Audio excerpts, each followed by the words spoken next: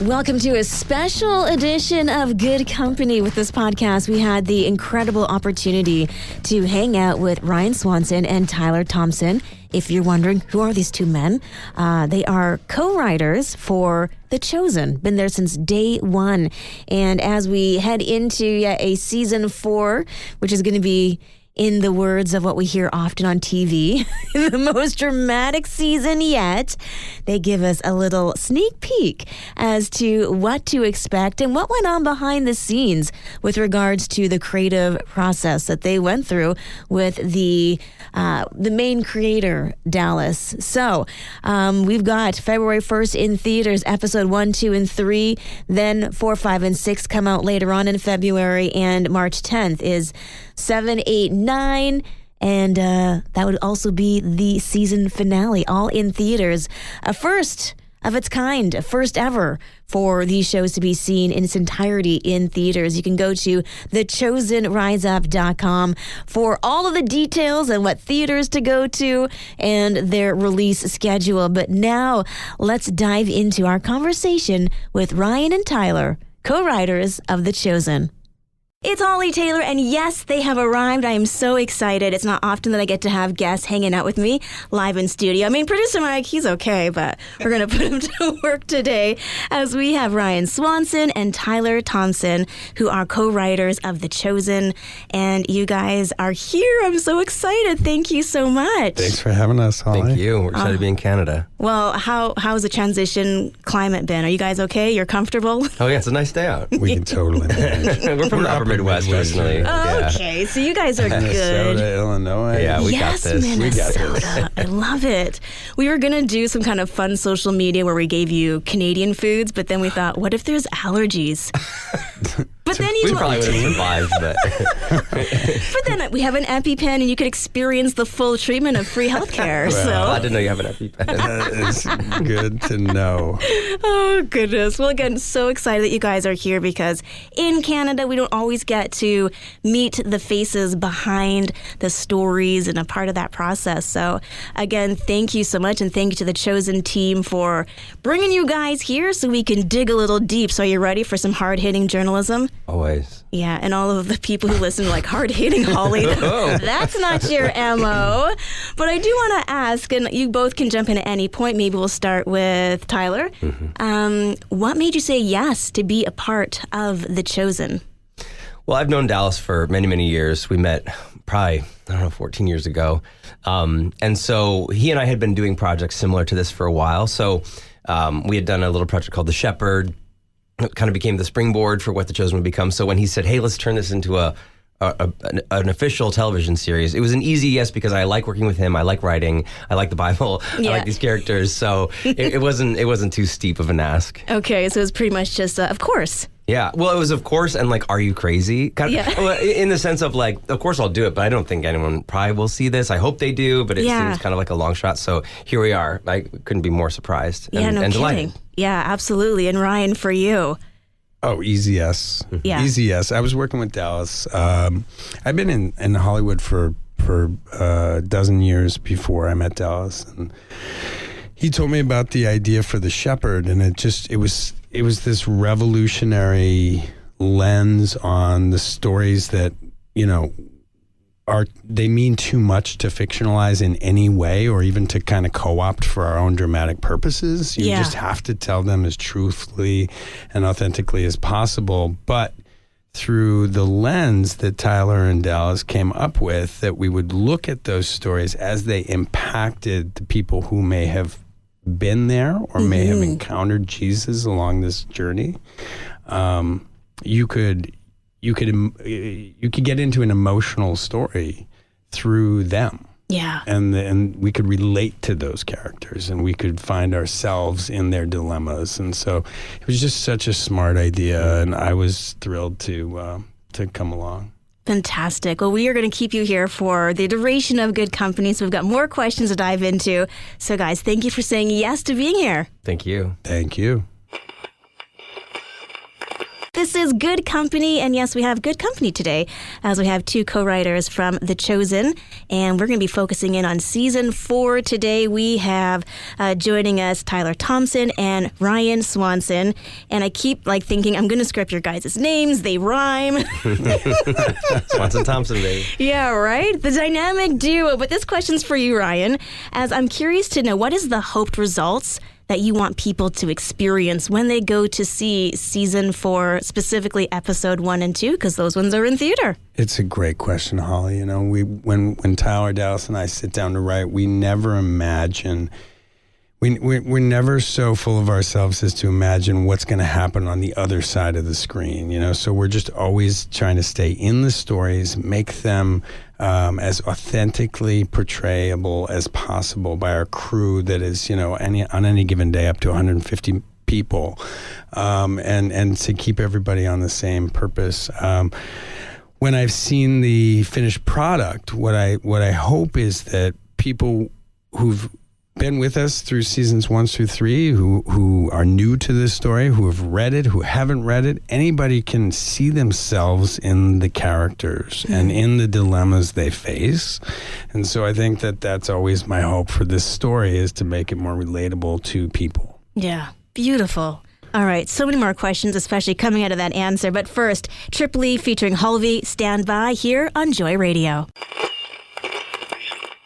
I'm Hollie Taylor. This is Good Company, and I thank God that I get to be here hanging out with Ryan and Tyler. They're two co-writers of The Chosen and Season 4, Episode 1 and 2, today in theaters. And it's so exciting because actually, rumor has it there'll be some other episodes released to the theater. So we'll get to that. But first, I know you guys love The Chosen. And so, Tyler, my question for you is, it was crowdfunded.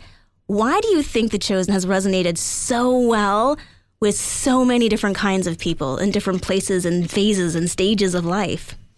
Yeah, that's a great question, Holly. I think people activated quickly because Jesus is a part of their daily life already, but it kind of in an invisible way. Mm-hmm. And so the show takes something that may be normally put on a stained glass window or up, lofty in some unreachable place, and really focuses on the humanity of Jesus, the relatability, the humor, the compassion, the tenderness, and really puts skin on it in a way that people can see and hear that they're maybe not used to. And so I think people just got excited about not necessarily he's just like me, but I can relate to that, or that's who I picture in my mind, or whatever. So I think it's the that humanity that we've brought to the center, along with the divinity, but really foregrounding the human aspects of Christ. Yeah, amazing, because often we just read about him, but when you get to see him and see him breathing and eating and just doing regular things, it just brings it to life in a different way. Yeah, brushing his teeth. Yeah.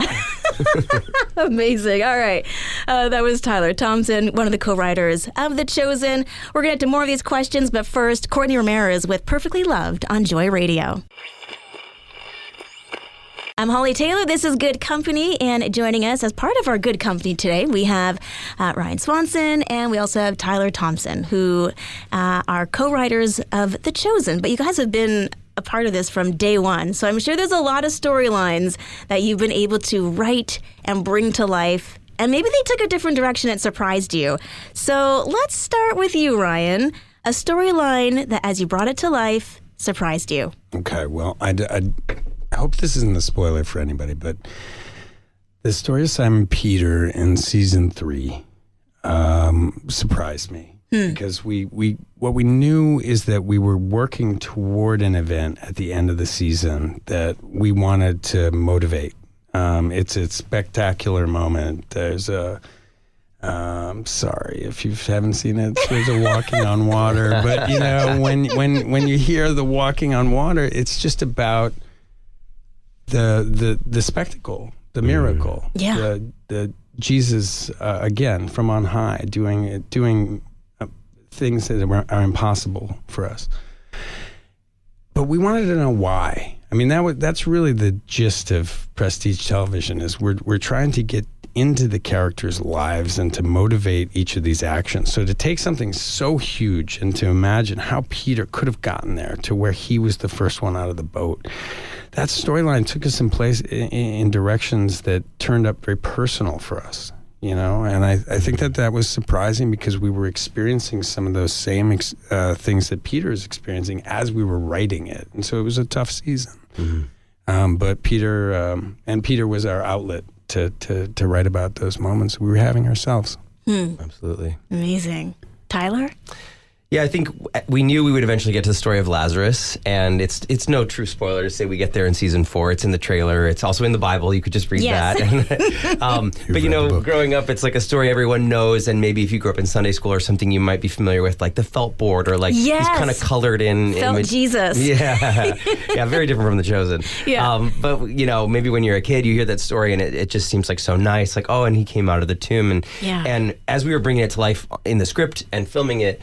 It started to become this thing that's like, it's not purely just a triumphant story. There's actually a lot of like pain and suffering that led up to it. And if you really read the story, his sisters were grieving and they were upset at Jesus for not coming sooner to take care of this. And we find out in the Bible that Jesus had a purpose for waiting and he wanted to grow the faith of the disciples. But like, as anyone, I'm sure you have experienced yourself, sometimes the process of growing your faith is painful and you have to go through something hard. And so walking with our characters through what it's like to lose this person that they loved and to know that Jesus, quote unquote, could have done something, watching them grapple with that became challenging, but like in an emotionally invested and exciting way. And I can't wait for audiences to see how it actually feels, because it's nothing like when like the Sunday school version. It's far more harrowing and kind of wild. Yeah, I always wondered what it would have been like to be there, but because I'm a very tactile person, like 3 days someone's been dead, I could not have smelled good. We go there. We address that.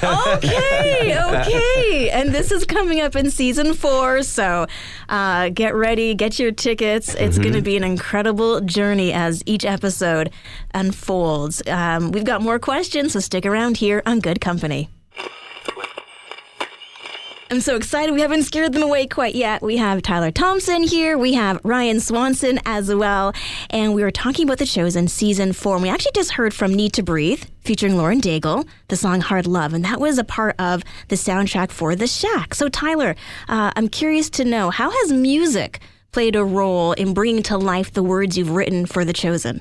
I love music as well. And I'm really proud of our composers, Dan Hasseltine and Matt Nelson, who contribute music to the show. They take what we have done on the page and what has been filmed, and they think about the emotions and how to support it. What's really cool is that sometimes they do use contemporary instruments, but they've also sourced some instruments from Greece, people who reconstruct ancient lyres and harps and flutes and things. And so they use very kind of ancient techniques too in their scoring, so it's a little bit more authentic, but peppered in with sometimes contemporary influences.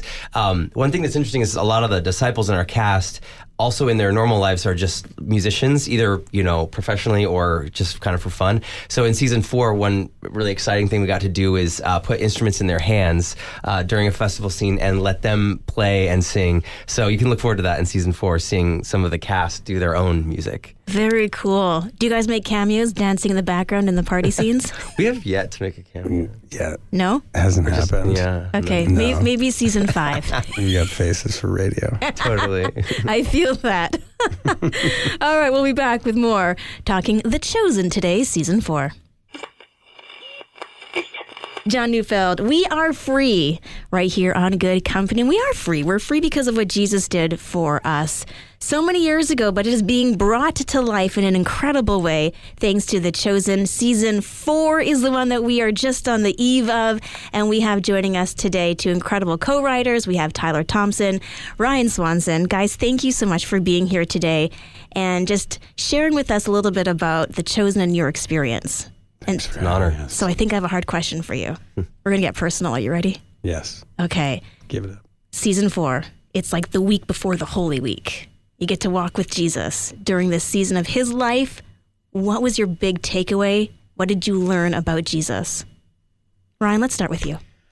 Well, in the wonderful thing about Tyler and I, our jobs, is that we get to go into the Word every day for the last 6 years and just, not only read those stories, but to try to imagine ourselves at ground level. And the thing with this season that came up for us was to realize how hard how hard it must have been for fully human, fully divine Jesus to realize where he was going and to look at this group of people who he'd assembled very carefully, very, very intentionally, and to try to prepare them for what was to come. And that sacrifice that he makes for us every day is very much alive. And so that our portrayal of that was a reminder of that every day, that,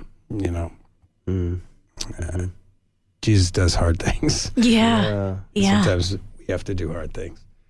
Absolutely. That's so good. That should be a t-shirt. Jesus does hard things. And so should we. So you can too. Tyler? Yeah, I think as we were writing the season and filming it and working on it, one thing that really jumped out to me in this lead up to Holy Week is how often people around Jesus, particularly his followers and some of his adversaries, seem to fully misunderstand what he's saying and fully mishear or like project their own ideas of what they wanted to hear or what they believed or what they wanted him to say or not say. And so throughout the season, the disciples think they know what he wants and what they should do, and they kind of get that wrong. And his enemies think that he's saying one thing, he's saying something totally different. And so I think one thing it taught me is that it's very easy for us to project onto Jesus our own ideas or preconceived notions, and that he, given the way he behaves in this season, doesn't want that. Like, I think people should take Jesus at his word and not assume that we know what he thinks about a certain group of people or a certain group of ideas or traditions or whatever, because his frustration becomes very evident in this season that people are just not really paying close attention or just kind of bringing their own agendas to it. So I feel like I learned a lot about kind of the stripped down, just like, well, what did he say? And even the character said, well, what did he actually say? Yeah. So that's what it's been for me. Amazing. Well, I'm so excited for everyone to experience it. We got to take some Joy Radio listeners to the pre-screening on Wednesday, and now everyone can go see it. So please share, how can people go see season 4, episode 1 and 2? In a theater near you. Please go. Yeah, it's so fun to see it with people and fans and to laugh together and cry together and breathe together and just celebrate. It's way more fun than sitting at home alone. Yeah, absolutely. It's really fun to remember we wrote jokes. Yeah, when people laugh, I'm like, okay, it is funny, thank goodness. Amazing. Ryan Swanson and Tyler Thompson, thank you guys so much for being a part of Good Company today. It's an absolute blessing and honor to have you guys here. Thank you, Hollie. Thank you.